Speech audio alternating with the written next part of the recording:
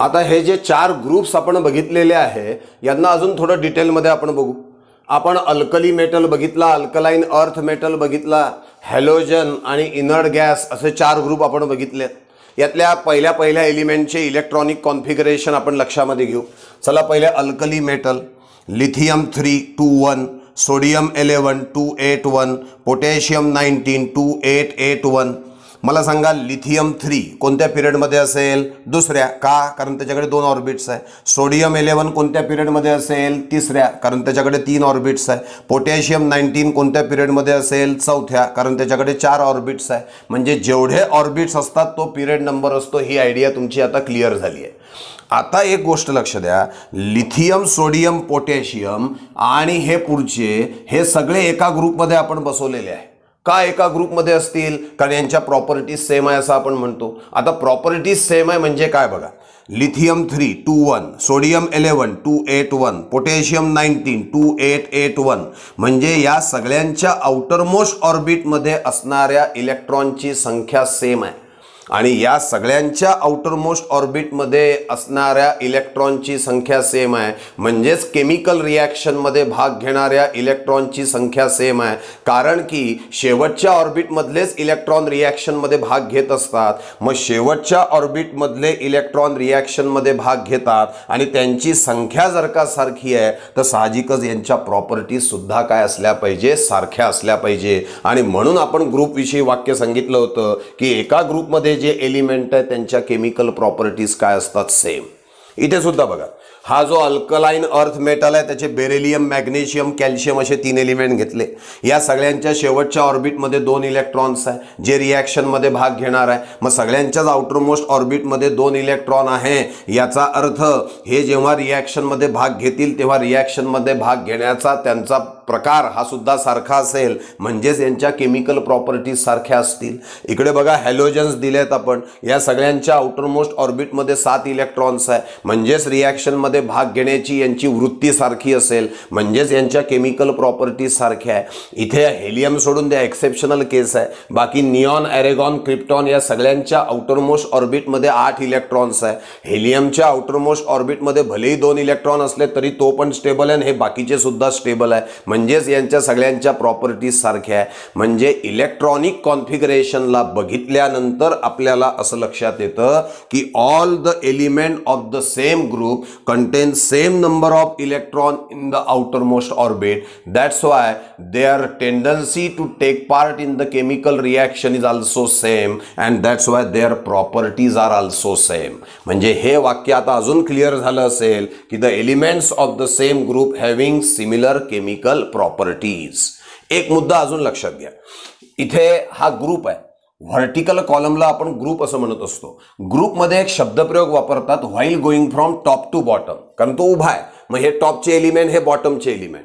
पिरियडच्या बाबतीमध्ये शब्द पिरियड हा आडवा असतो. मग पिरियडच्या बाबतीमध्ये शब्द वापरतात while going from left to right. While going from left to right. Period करता while going from left to right. Group करता while going from top to bottom. सध्या ग्रुप विषयी बघतोय आपण. मग while going from top to bottom, लिथियमकडे किती orbits आहेत? 2. तो दुसऱ्या पिरियडमध्ये म्हणजे 2 ऑर्बिट्स आहे. सोडियमकडे 3 orbit, 4 orbit, 5 orbit, 6 orbit, 7 orbit. म्हणजे काय दिसतंय? While going from top to bottom in group, number of orbit goes on increasing gradually and as the number of orbit increases gradually. याच्याकडे लिथियमकडे किती आहेत?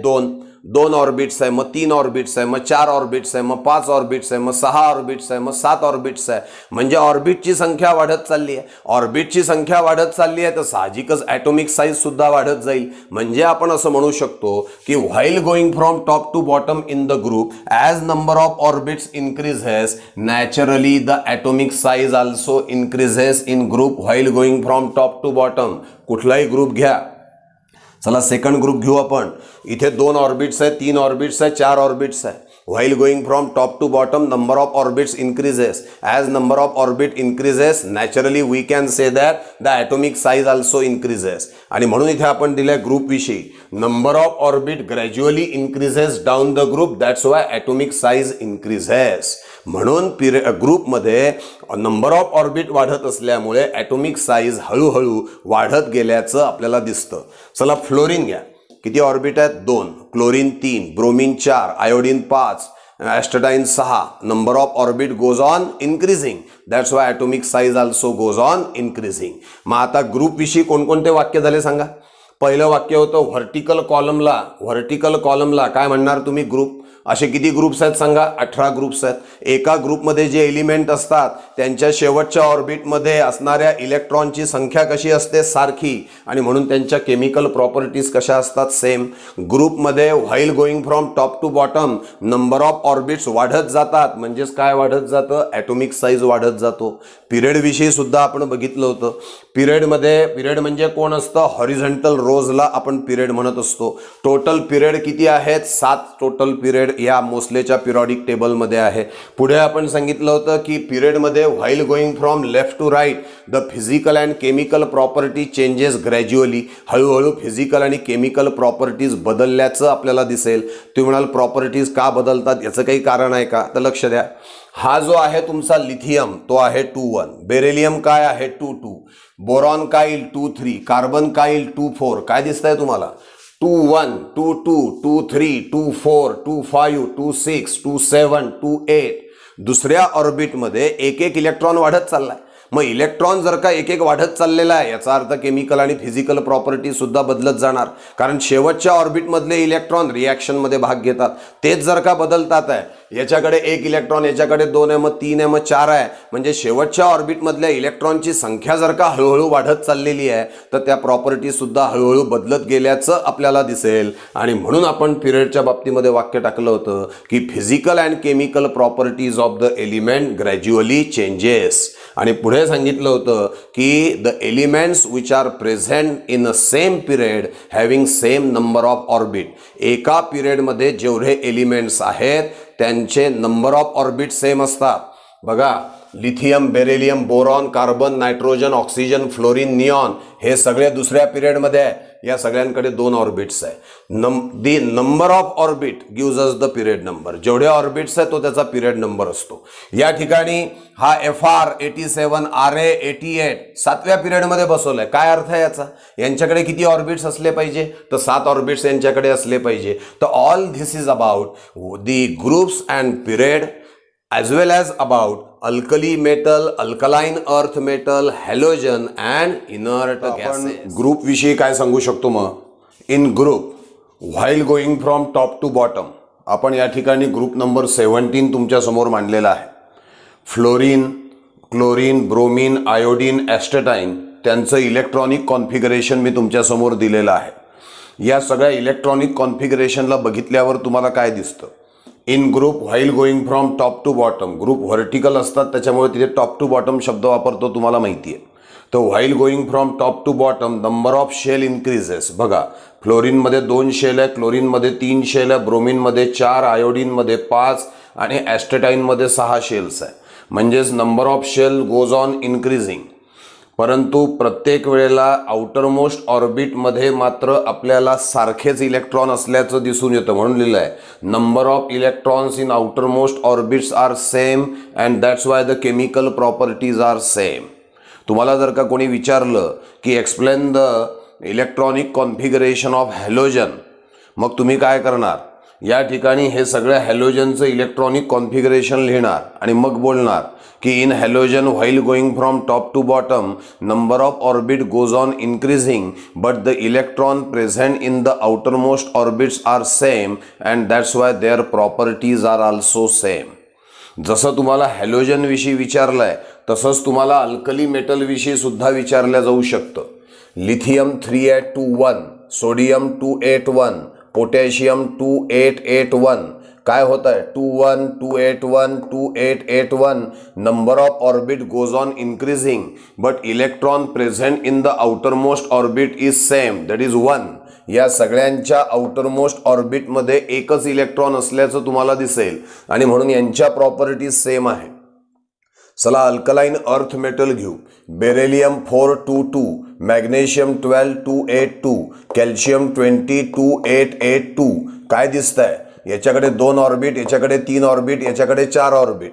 म्हणजे while going from top to bottom number of orbit goes on increasing but electron present in the outermost orbit are same. याच्या outermost ऑर्बिटमध्ये 2 आहे, या सगळ्यांच्याच आउटरमोस्ट ऑर्बिटमध्ये 2 आहे, म्हणून यांच्या प्रॉपर्टीज सारख्या आहे. आत्ताच आपण हॅलोजनच्या बाबतीमध्ये बघितलं होतं, या सगळ्यांमध्ये आउटरमोस्ट ऑर्बिटमध्ये 7 इलेक्ट्रॉन आहे. भले number of orbit goes on increasing आहे, 2 orbit, 3 orbit, 4 orbit, 5 orbit, 6 orbit. Although number of orbit goes on increasing, but electron present in the outermost orbit are same, chemical properties are same. Inert गॅसेसमध्ये helium सोडला तर neon 28, अरेगॉन 288, म्हणजे या सगळ्यांच्या outermost ऑर्बिटमध्ये 8 electron असल्याचं तुम्हाला दिसणार आहे. बरं, त्याचबरोबर number of orbit goes on increasing आहे, पण electron present in the outermost orbit are same except helium, and that's why their chemical properties are also same. म्हणजे ओव्हरऑल कुठलाही ग्रुप जरी घेतला तरी तुम्हाला हे प्रूव्ह झाल्याचं दिसेल की while going from top to bottom, number of orbit goes on increasing, but the electron present in the outermost orbit are same, and that's why the chemical properties are same. जसं group विषयी आपण बघितलंय तसंच period विषयी आपण काय बोलू शकतो बघा.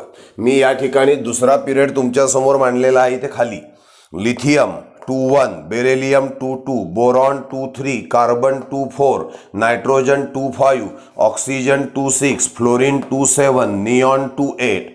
While going from left to right, electron present in the outermost orbit gradually increases, and as the electron present in the outermost orbit gradually increases, the physical and chemical property also gradually increases. By at the same time it is seen that number of orbits remains same. याच्याकडे 2 orbit आहे, या सगळ्यांकडेच 2 orbit आहे, आणि या सगळ्यांकडेच 2 orbit आहे म्हणून तर सेकंड पिरियड मध्ये बसवलेला आहे. कारण number of orbit tells us the period number, किंवा period number is equal to number of orbit containing electron. बरोबर आहे. Sodium 281, magnesium 282, 283, 284, 285, 286, 287, 288. काय दिसतंय तिसऱ्या पिरियड मध्ये? While going from left to right, number of electron in the outermost orbit increases, but the number of orbit remains same. शेवटच्या ऑर्बिटमध्ये असणाऱ्या इलेक्ट्रॉनची संख्या वाढत चाललेली आहे, पण ऑर्बिटची संख्या तेवढीच आहे, आणि ती आहे 3. आता number of electron in the outermost orbit goes on increasing, that's why physical and chemical properties also gradually changes. But as number of orbits remain same, all these element belong to the third period as they contain 3 orbits with electron. समजतंय ना? म्हणून period विषयी काय लिहिलंय? While going from left to right, number of electron in the outermost orbit increases, that's why physical and chemical property gradually changes, but the number of orbits remains same. ऑर्बिटची जी संख्या आहे ती मात्र सारखी असल्याचं आपल्याला दिसून येत आहे.